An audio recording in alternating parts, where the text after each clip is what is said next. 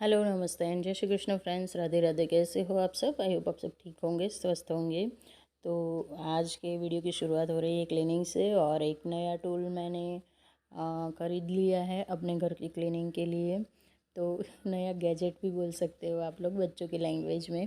तो यहाँ पे ना मेरी मॉर्निंग वाली क्लीनिंग स्टार्ट हो चुकी है। और ये बस बेड तो ठीक ठाक हो चुका है। बस उसके ऊपर ब्रश ही लगाना है, ताकि जो छोटी छोटी से हम कितनी भी क्लीनिंग कर लेना, फिर भी कहीं ना कहीं कुछ ना कुछ तो धूल मिट्टी या कुछ ना कुछ तो गिर ही जाता है। और सच बताओ ना, तो इस वाले ब्रश से काफ़ी अच्छी क्लीनिंग हो रही है मेरा।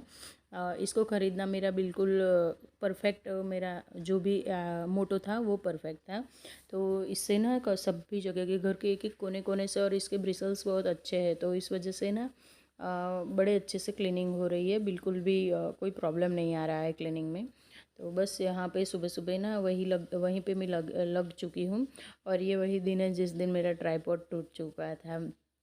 आधी आधा सा वीडियो शूट हुआ था और उसके बाद मेरा ट्राइपॉड पूरी तरह से टूट चुका था। तो यहाँ पे बच्चों की फ़ोटो भी लगी हुई है, दोनों की। जब वो छोटे छोटे से थे ना, तब दोनों की फ़ोटो खिंचवा के उन दोनों को कृष्णा बना के उनकी फ़ोटो खिंचवाई थी। डिजिटली होता है ये वाला काम। फ़ोटो तो नॉर्मली खींचते हैं, लेकिन ये डिजिटली बना देते हैं ऐसे। तो ये वाली फ़ोटोज़ दोनों की बेडरूम में यहीं पे पीओपी के अंदर थोड़ा सा डिज़ाइन इस टाइप का है, तो इस वजह से रखा है। और ये अंशु का फ़ोटो है जो आप लोग अभी देख रहे हो वो। और सच बताऊँ ना, तो पर्दों में से भी इतनी अच्छे से मतलब ये इस ब्रश की हेल्प से क्लीनिंग हो जाती है ना, कि काफ़ी हद तक ऐसा लगता है कि हाँ, पर्दे अभी के अभी वॉश हुए हैं। और पर्दों के पीछे वाली ये वाली क्लीनिंग आप लोग शायद पहली दूसरी बार ही देख रहे होंगे, क्योंकि यहाँ पे मैं ज़्यादातर दिखाती नहीं हूँ, करती हूँ क्लीनिंग, लेकिन यहीं पे मैं पोछा लगा देती हूँ। लेकिन इस ब्रश की हेल्प से ना मेरा काफ़ी काम हो चुका है। पोछे वोछे लगाने की झंझट नहीं रही है। और ऊपर जितने भी कहीं पे भी मकड़ी के जाले कुछ भी हो जाते, मेरे आसपास ना दोनों तरफ खेत है, तो मकड़ियाँ आके कब जाले बना के चली जाती पता नहीं चलता। और ये जो पर्दों के बीच में जो क्रीज जहाँ पे होती है ना, वो वाले एरिया में ना काफ़ी ज़्यादा मिट्टी वो सब आके अंदर फंस जाते हैं और पता भी नहीं चलता है। तो वो भी इस ब्रश की हेल्प से आज मैं क्लीन कर लूँगी।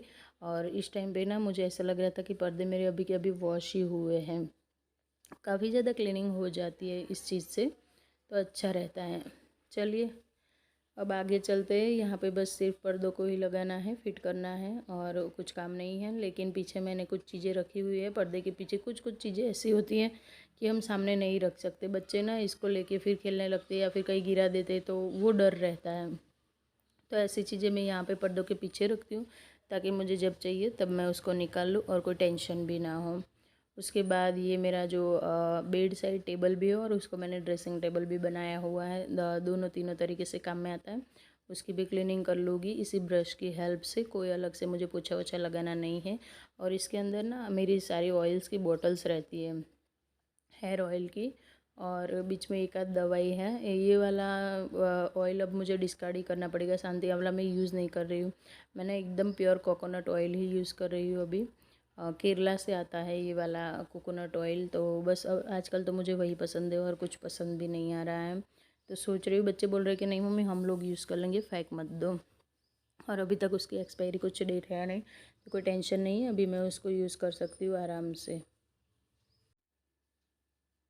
तो यहाँ पे ना मेरी ये छोटी छोटी सी बिंदियाँ थी, एक डब्बी में थी, तो वो भी गिर चुकी थी अंदर। बिल्कुल ऐसे ही, पता नहीं बच्चों ने कब फैलाया होगा, क्या फैलाया होगा, समझ में नहीं आ रहा था। लेकिन फिर भी अंदर गिर गई थी, तो फिर उसको मैंने अंदर उसकी डब्बी में भर लिया है। जो भी चीज़ें ऐसे फैली हुई थी उनको अपनी अपनी जगह पे रख दिया है। और यहाँ पे सारी चीज़ों को हटा हटा के ना, आज ये ब्रश की वजह से ना मुझे अभी ज़्यादा क्लीनिंग करने का मन कर रहा है। यहाँ भी क्लीन कर दूँ, वहाँ भी क्लीन कर दूँ, ये भी कर दूँ, वो भी कर दूँ।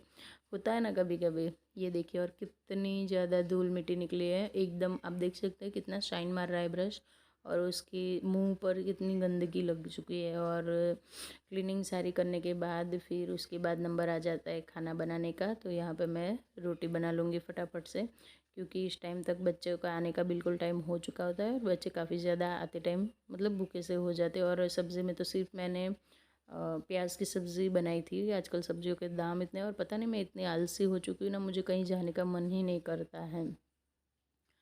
वो सब करने के बाद ना मलाई मैंने अगले दिन से दही लगा के रखी थी, जमा के दही से जमा के रखी थी, लेकिन फिर भी इसका ना मेरे पास टाइम ही नहीं था, तो हाथ के हाथ पहले क्लीनिंग नहीं की। पहले मैंने मलाई में से मक्खन ही निकाल लिया। और ना आजकल मैं इस तरह से मक्खन निकालती हूँ कि एक बर्तन में से दूसरा जो भी जाली वाला बर्तन होता है ना, उसके अंदर ट्रांसफ़र कर लेती हूँ। देखिए मलाई मेरी निकल चुकी है और यहाँ पे मैंने गैस के ऊपर चढ़ा दिया है। चलिए देखते देखते कब शाम हो जाती है पता भी नहीं चलता है। सारे काम मेरे फिनिश करने के बाद ना एक आध घंटे के लिए मैं थोड़ा सा रेस्ट कर लिया था, और उसके बाद बच्चों को ट्यूशन जाने का भी टाइम हो चुका था। तो यहाँ पे मैं चाय बनाने के लिए आ गई हूँ। तो बस यहाँ पे मेरी चाय बन रही है, और कौन कौन चाय लवर है मुझे कमेंट करके ज़रूर बताना। चाय के साथ ना थोड़ा सा नाश्ता भी मैंने बना लिया था, क्योंकि दिन में खाने में कुछ इतने मज़ा आया नहीं था। एक टाइम चला जाता ना, उसके बाद खाना खाने का मन नहीं होता है, और बारिश भी बाहर झमाझम हो रही थी, तो फिर चाय के साथ ना कुछ खाने का मन कर रहा था।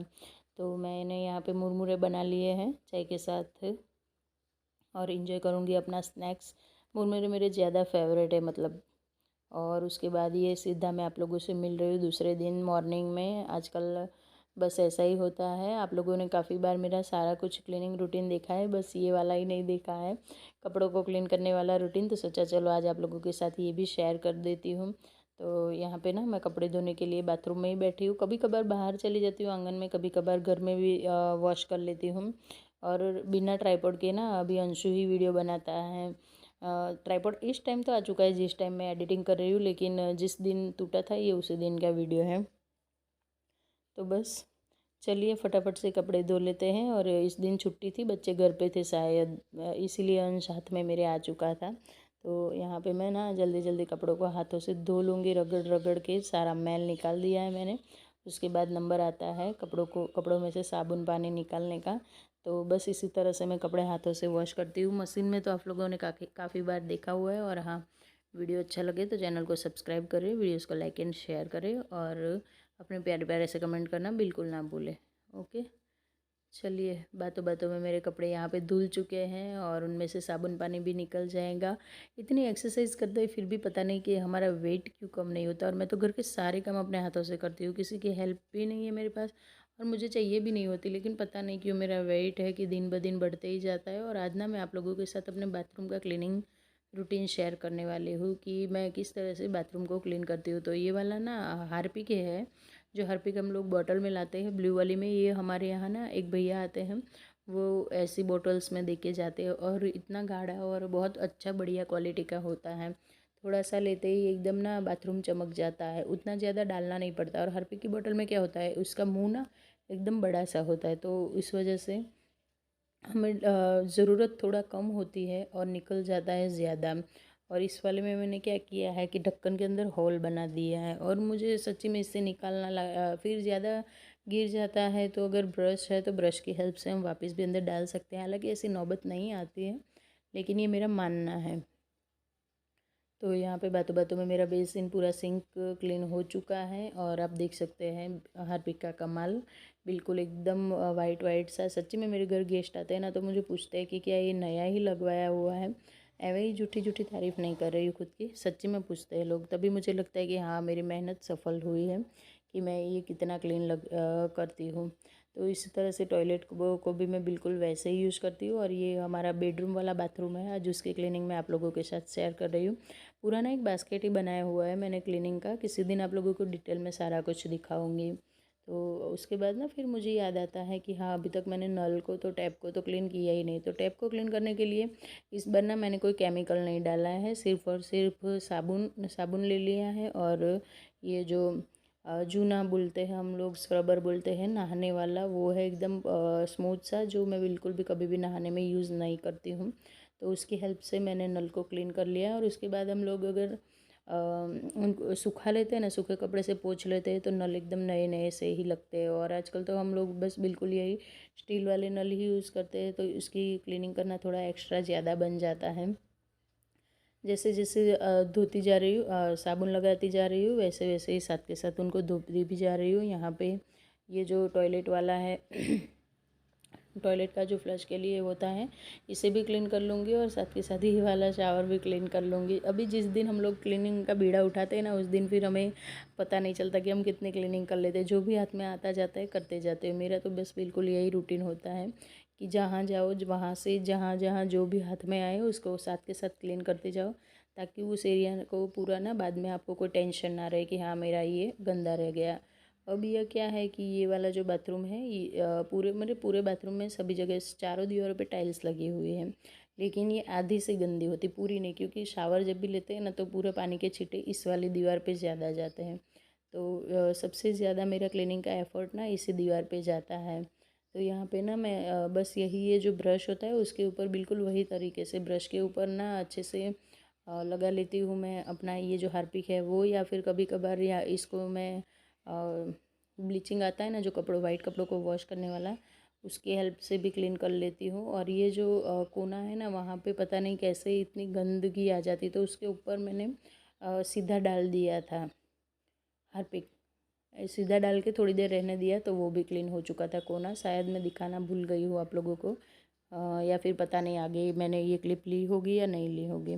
तो बस उसी तरह से मैंने ना सारी आधी आधी दीवार ही इस टाइम पे क्लीन किया, पूरा नहीं किया, क्योंकि ऊपर की ओर को तो पूरा क्लीन होता है तो सिर्फ पानी डाल के मैं ना ब्रश लगा लेती हूँ, या फिर जो भी झाड़ू होता है उसकी हेल्प से उसको क्लीन कर लेती हूँ। लेकिन चारों दीवारों को पूरा बाथरूम इस तरह से ना वीक में मैं 2 बार तो धोती ही धोती हूँ, ताकि कभी भी कोई भी गेस्ट सडनली आ जाए तो मुझे बाथरूम में जाए तो मुझे एम्बेरेंस ना होना पड़े। यहाँ पे फिर से मुझे लगा कि कहीं पे ना हार्ड वाटर स्टेन ज़्यादा है, तो वहाँ पे मैंने फिर से हार्पिक वाला ये जो ब्रश था वही घिस दिया है, अलग से हार्पिक नहीं डाला है, ब्रश ही घिसा है मैंने। और ये जो नीचे की दीवारें होती है ना वहाँ पर ही सबसे ज़्यादा गंदगी हो जाती है, क्योंकि यहीं पे मैं कपड़े भी धोती हूँ इसी बाथरूम में सबसे ज़्यादा। तो इसको ये सारी दीवारों को क्लीन करना और नीचे का जो कॉर्नर होता है उसको भी क्लीन करना बहुत ज़्यादा ज़रूरी बन जाता है। तो बस इस तरह से होता है मेरा बाथरूम का क्लीनिंग। आप लोग कैसे करते हो मुझे ज़रूर बताना। चलिए सभी जगह पे हार्पिक तो मैंने अच्छे से लगा लिया है, क्लीन भी कर लिया है। अब रह गया है कि ये जो लगाया हुआ हार्पिक है उसको क्लीन करना है, और कुछ नहीं रहा है।